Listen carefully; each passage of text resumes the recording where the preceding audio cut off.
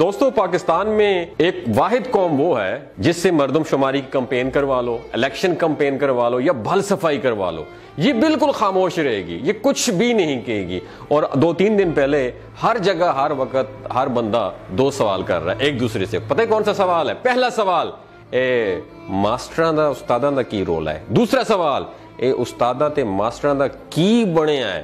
دوستو میں آج ان 2 سوالوں کے جوابات دینے کی کوشش کروں گا۔ سب سے پہلے تو یہ اساتذہ کا مسئلہ بالکل بھی نہیں ہے، بلکہ یہ 2 طاقتور ادارے چھوڑ کر باقی تمام ملازمین کا مسئلہ ہے۔ اس میں آپ بھی شامل ہیں، میں بھی شامل ہوں۔ مسئلہ یہ ہے کہ ملازمین کو نوکری دیتے وقت آئین نے جو حقوق دیے تھے، اب وہ تمام حقوق ختم کیے جا رہے ہیں۔ گریڈ 1 کے سویپر سے لے کر گریڈ 20 کے آفیسر تک ہر بندہ، یاد رکھیے، نوکری کے پہلے دن سے لے کر آخری دن تک اپنی اصل تنخواہ سے کٹوتی کرواتا ہے۔ پتہ ہے کیوں کرواتا ہے؟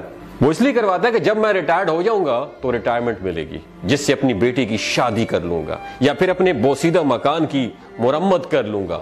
اب حکومت یہ حق بھی ختم کر رہی ہے۔ ایک انسان کوئی بزنس کرتا ہے تو وہ بزنس اس کی وفات کے بعد اس کے بیٹے اور اس کے بعد نسل در نسل ٹرانسفر ہو جاتا ہے اور پھیلتا بھی جاتا ہے، ایکسپینڈ کرتا ہے۔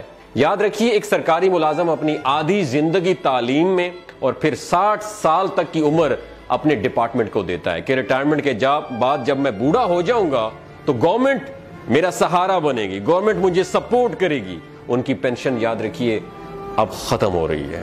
جب سب ملازمین کا مسئلہ ہے تو ٹیچر کیوں احتجاج کر رہے ہیں؟ میرا سب سے بڑا سوال ہے، باقی ڈپارٹمنٹ ادارے کیوں نہیں، باقی محکمے کیوں نہیں کر رہے ہیں؟ اس کا جواب یہ ہے کہ 7.5 لاکھ فوج کے بعد دوسرے نمبر پر سب سے زیادہ تعداد اساتذہ کی ہے، وہ سب متاثر ہو رہے ہیں، اس لیے احتجاج کر رہے ہیں۔ اب سوال یہ ہے کہ سکولز کی تالا بندی کر کے بچوں کا تعلیمی حرج کیوں کیا جا رہا ہے؟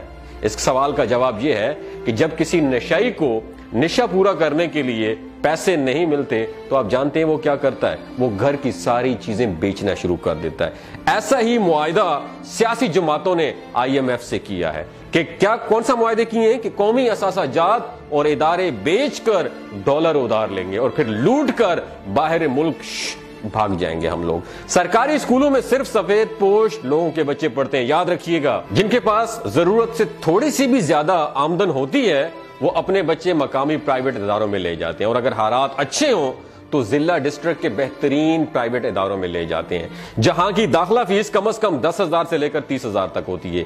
یہ باتیں میں فرضی کہانیاں نہیں بتا رہا ہوں، میں نے بھی ایک سرکاری جاب کی ہے، مجھے بھی پینشن مل رہی ہے، اور میں یہ اپنے لیے نہیں، میں تمام اساتذہ کے لیے چیخ رہا ہوں، تمام اداروں کے لیے چیخ رہا ہوں جن کی پینشن ختم ہو رہی۔ میں الحمدللہ اچھا خاصا کما رہا ہوں، پینشن نہ بھی ہو تو کوئی فرق نہیں پڑتا، لیکن ان کے لیے ضرور بولوں گا جنہوں نے ہمیں اپنے پاؤں پہ کھڑا کیا، جنہوں نے ہمیں جینا سکھایا۔ یاد رکھیے، سرکاری ملازمت کو، کچرا حکومت کو یہ ٹاسک دیا گیا ہے کہ سرکاری سکولز کو بیچ دو، پرائیویٹائز کر دو۔ ان کے انکار کے بعد ہم عوام میں جانے کے قابل نہیں رہیں گے۔ جاتے جاتے انہوں نے کیا کیا؟ یہ قانون پاس کروا دیا کہ نگران حکومت اپنے فرض الیکشن کروانے کے علاوہ ہر وہ کام کروا سکتی ہے جس کی پہلے آئین میں اجازت ہی نہیں تھی۔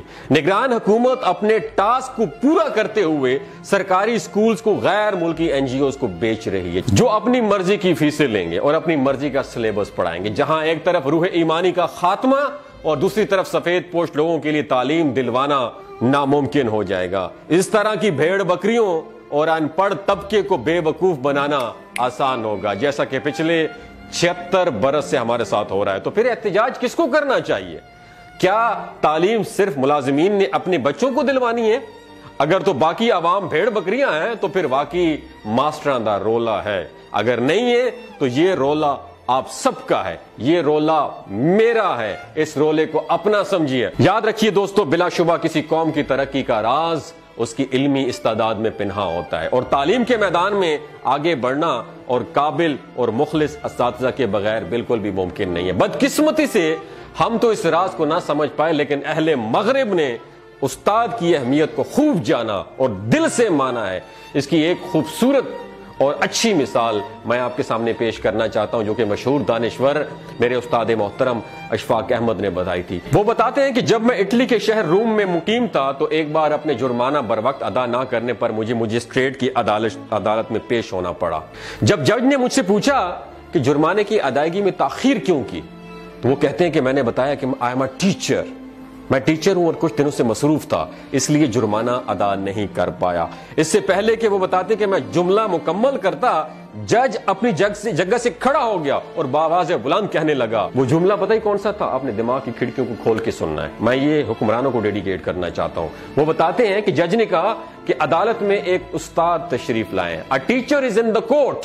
یہ سنتے ہی عدالت میں موجود سب لوگ اپنی نشستوں سے کھڑے ہو گئے۔ اس دن وہ بتاتے ہیں کہ مجھے معلوم ہوا کہ اس قوم کی ترقی کا راز کیا ہے۔ دوستو یاد رکھیے گا، جو قومیں اپنے اساتذہ کی قدر نہیں کرتی وہ بربادی کا شکار ہو جاتی ہیں۔ اور یاد رکھیے ہمارا دشمن اور کوئی بھی نہیں ہے، ہمارا اپنا شمار بھی ہمارے دشمنوں میں ہے۔ اور دوسری بات یاد رکھیے، وہ جنگ انسان کبھی بھی نہیں جیت سکتا جس جنگ میں اس کا دشمن اس کا گھر کا آدمی ہو۔ تیسری بات یاد رکھیے، ہم کسی کی مدد کیا خاک کر رہے ہیں، ہم خود اپنی بربادی خود کر رہے ہیں۔ ہم کسی کی مدد نہیں کر سکتے، ہم اپنے دشمن خود ہیں۔ اگر آپ کو یہ ویڈیو اچھی لگی ہو، اپنے اساتذہ کو ڈیڈیکیٹ کرنے کے لیے اس ویڈیو کو زیادہ سے زیادہ شیئر کیجیے۔ آج وہ وقت آ گیا ہے، ان کے لیے آپ نے کھڑا ہونا ہے۔ ساری زندگی وہ آپ کے لیے کھڑے ہوئے۔ اور میرا ان لوگوں کے لیے ایک میسج ہے جو شاگرد ہیں، کسی بھی ڈپارٹمنٹ میں ہیں، کسی میں بھی ادارے میں، جب آپ کے سامنے استاد آئے گا نا، ہاتھ مت اٹھانا، ورنہ اللہ نے